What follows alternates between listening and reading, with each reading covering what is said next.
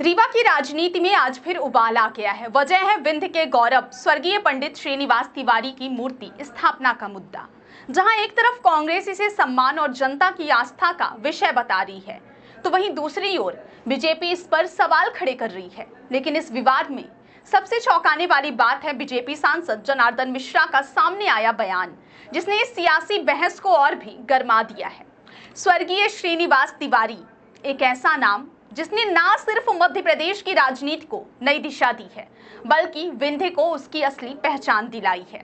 वो नेता जिन्होंने विधानसभा को मजबूती दी, किसानों और मजदूरों की आवाज को बुलंद किया और जनता के अधिकारों के लिए संघर्ष किया। विंध्य में विकास की मजबूत नींव रखने का श्रेय अगर किसी को जाता है तो वो है श्रीनिवास तिवारी। लेकिन आज उनके सम्मान में लगने वाली मूर्ति को लेकर राजनीति तेज हो गई है। बीजेपी सांसद जनार्दन मिश्रा का विवादित बयान सामने आया है। सांसद का कहना है कि कांग्रेस इस मुद्दे पर राजनीतिक पाखंड कर रही है। उन्होंने कहा कि मूर्ति लगाने के लिए पहले जगह तय होनी चाहिए। सवाल यह है कि क्या ऐसे महान नेता की मूर्ति के लिए भी राजनीति की इजाजत लेनी पड़ेगी? क्या एक श्रद्धांजलि को भी सत्ता के तराजू में तोला जाएगा? वहीं कांग्रेस ने बीजेपी पर सीधा हमला बोला है। कांग्रेस का आरोप है कि बीजेपी श्रीनिवास तिवारी की विरासत को कमजोर करना चाहती है। कांग्रेस के नेताओं ने साफ कहा है कि श्रीनिवास तिवारी विंध्य की आत्मा है और उनकी मूर्ति लगाना राजनीति नहीं, बल्कि जनता की आस्था और सम्मान का विषय है। कांग्रेस ने यह भी चेतावनी दी है कि अगर मूर्ति स्थापना में किसी तरह की राजनीति हुई तो पूरा विंध्य सड़कों पर उतर आएगा। कांग्रेस कार्यकर्ताओं का कहना है कि बीजेपी इस मुद्दे को दबाना चाहती है। उनका आरोप है कि बीजेपी को डर है कि अगर श्रीनिवास तिवारी का नाम गूंजा तो जनता को यह भी याद आएगा कि विंध्य में असली विकास की शुरुआत किसने की थी। कांग्रेस ने साफ कहा है कि वे तिवारी जी का अपमान किसी भी हाल में बर्दाश्त नहीं करेंगे। एक तरफ बीजेपी का कहना है कि कांग्रेस मूर्ति के मुद्दे को सियासी रंग दे रही है, तो वहीं दूसरी ओर कांग्रेस का कहना है कि बीजेपी इस मुद्दे पर अड़ंगेबाजी कर रही है। सवाल यह उठ रहा है कि क्या एक महान नेता की मूर्ति लगाने जैसे संवेदनशील और सम्मानजनक मुद्दे पर भी राजनीति की जाएगी? सवाल यह है कि जब कोई नेता अपनी पूरी जिंदगी जनता की सेवा और प्रदेश की राजनीति को नई दिशा देने में लगा दी, तो क्या उनके सम्मान में लगने वाली मूर्ति को भी राजनीतिक तराजू में तोलना सही है? क्या जनता की भावनाओं को समझने की बजाय इसे सियासत का मैदान बना दिया जाएगा? इस खबर के बारे में आपकी क्या राय है, हमें कमेंट सेक्शन में जरूर दें। श्रीनिवास तिवारी जी की मूर्ति लगाने को लेकर बड़ा असमंजस चल रहा है, क्या कहना है?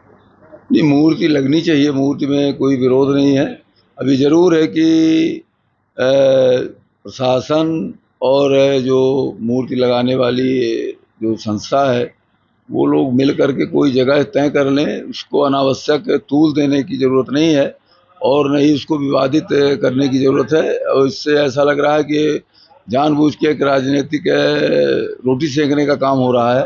नहीं तो मूर्ति लगाने में कोई दिक्कत नहीं है, मूर्ति लगनी चाहिए।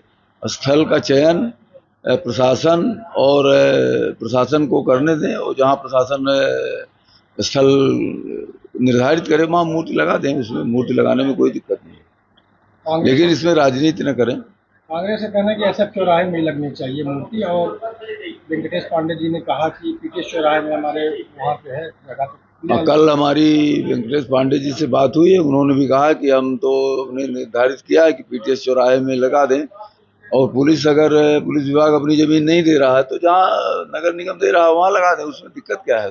उसको इतना तूल देने की जरूरत नहीं है। और मैं समझता हूँ कि ये राजनीतिक पाखंड है और कुछ नहीं है। मूर्ति के लिए जगह है, अलॉटेड है, मूर्ति के लिए जगह उपलब्ध करा रहा है नगर निगम, लेकिन वो जबरदस्ती है कि नहीं हम तो पुलिस विभाग की ही छाती में लगाएंगे, तो पुलिस विभाग अपनी छाती में थोड़ी ठुकवाएगा। दादा ना दऊ है, लोग कहते हैं, कांग्रेस को कहना है कि ऐसा लोग कहते हैं। दादा वो ठीक है, वो क्या ये लोग कांग्रेस के लोग ये नारा लगाते थे और दादा प्रसन्न होते थे इस नारे को तो सुन करके। अब उसमें हमको कुछ नहीं कहना है, वो तो प्रसन्नता की बात है जो लगा रहे हैं। तो ये नारा लगना है सुन करके दादा जहाँ कहीं भी होंगे उनको प्रसन्नता ही होती होगी।